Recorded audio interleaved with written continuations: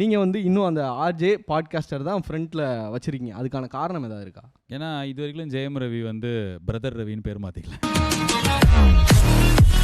Actually நான் revise பண்ணிட்டு இருக்கேன், 4 நாள் இருக்கேன். ஏன்னா இது முடிஞ்சு போச்சு, அடுத்து நான் என்ன பண்றதுன்னு தெரியல.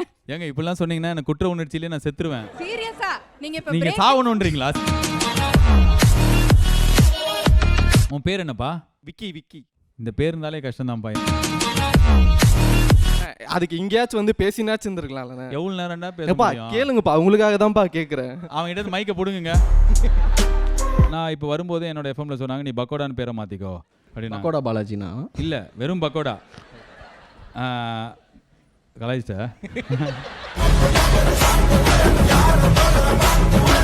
உங்களுக்கு வீட்டு கஷ்டம் இருக்கா?